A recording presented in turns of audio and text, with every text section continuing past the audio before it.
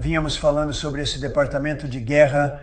Então vencemos a Primeira Guerra Mundial, nós vencemos a Segunda Guerra Mundial, nós vencemos tudo antes e depois disso, e então decidimos agir de forma consciente e mudamos o nome para Departamento de Defesa. Então vamos para o Departamento de Guerra e faremos isso agora mesmo.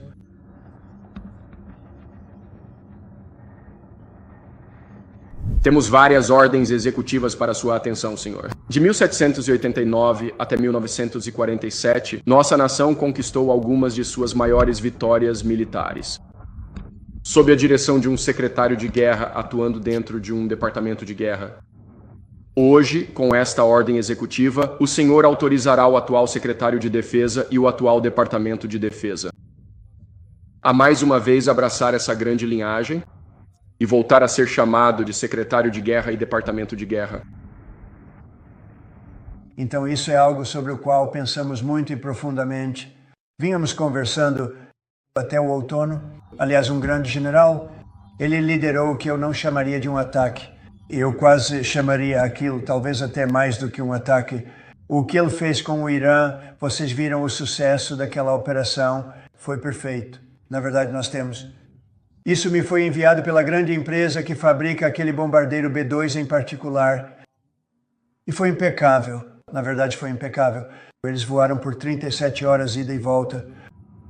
E não havia um parafuso fora de condição, não houve falha de motor, não houve nenhum problema. Foi um ataque perfeito e eliminou qualquer possível capacidade nuclear do Irã que ninguém queria ver. E nós não íamos tolerar isso. Então, ótimo trabalho, Dan. Vínhamos falando sobre esse departamento de guerra.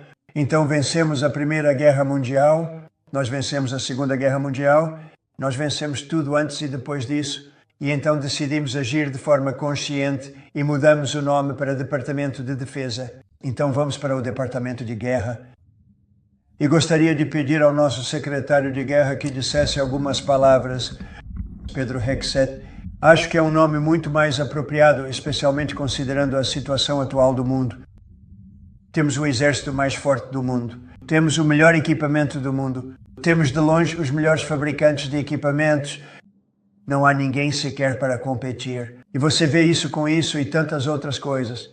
Os Patriots são os melhores. Em todos os aspectos do exército, nós fabricamos de longe o melhor.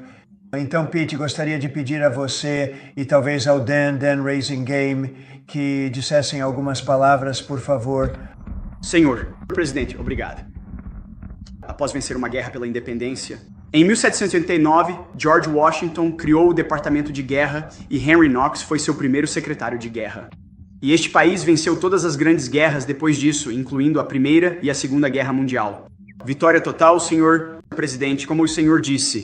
Então, 150 anos depois disso, mudamos o nome após a Segunda Guerra Mundial, de Departamento de Guerra para Departamento de Defesa, em 1947. E como o senhor apontou, senhor presidente, não vencemos mais nenhuma grande guerra desde então. E isso não é para menosprezar nossos combatentes, seja na Guerra da Coreia, na Guerra do Vietnã ou em nossa geração, no Iraque e no Afeganistão. Isso é para reconhecer que essa mudança de nome não se trata apenas de renomear. Trata-se de restaurar. As palavras importam. É restaurar, como o senhor nos orientou, senhor presidente. Restaurar o ethos guerreiro, restaurar a vitória e a clareza como objetivo final. Restaurar. Intencionalidade no uso da força. Portanto, sob sua orientação, senhor presidente, o Departamento de Guerra vai lutar de forma decisiva, não em conflitos intermináveis.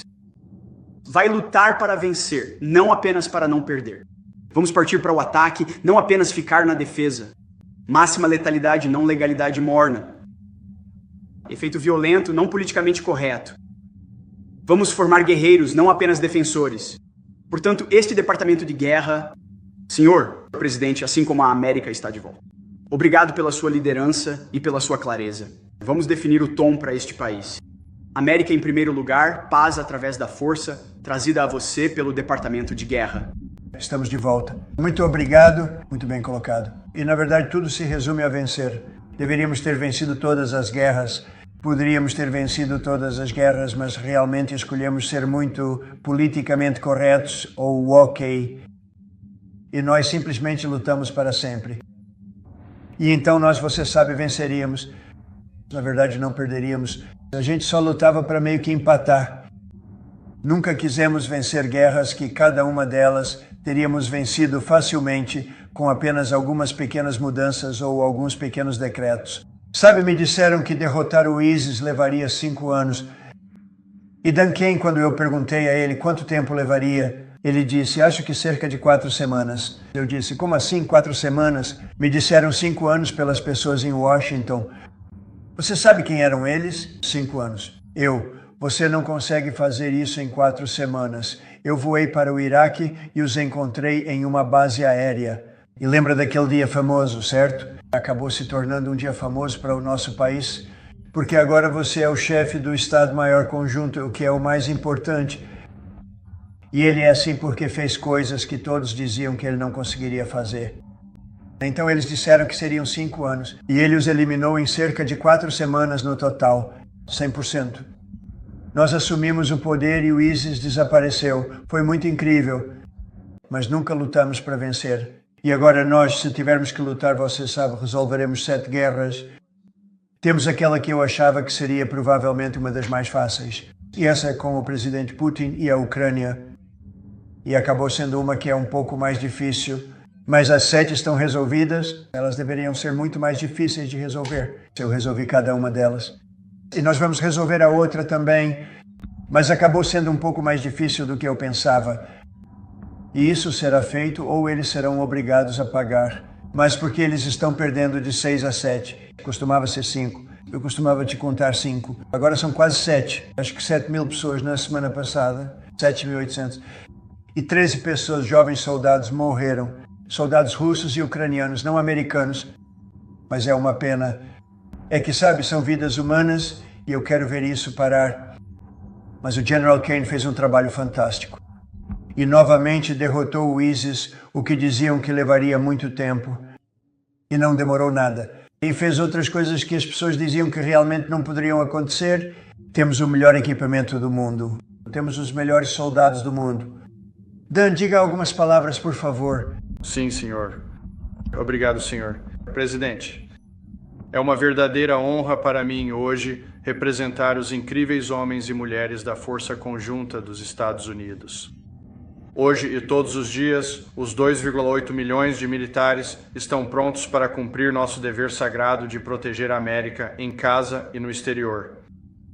Como o presidente disse, as Forças Armadas dos Estados Unidos são uma só, a força de combate mais poderosa do mundo. A missão que o senhor e o secretário nos deram é clara e inequívoca: garantir a paz por meio de força esmagadora. E lembro a todos que os Iguana, os militares podem atingir qualquer adversário no momento e local que escolhermos. Servir esta nação é uma dádiva incrível e somos gratos e honrados por isso todos os dias. Obrigado, senhor presidente. Bem, obrigado, e é uma honra assinar isso.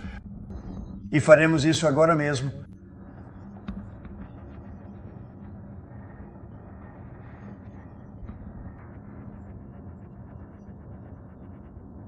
Acho que isso é algo de extrema importância e relevância. Serei completamente honesto e transparente com você. Essa é, sem dúvida alguma, uma questão de grande magnitude e complexidade que precisa ser abordada com seriedade.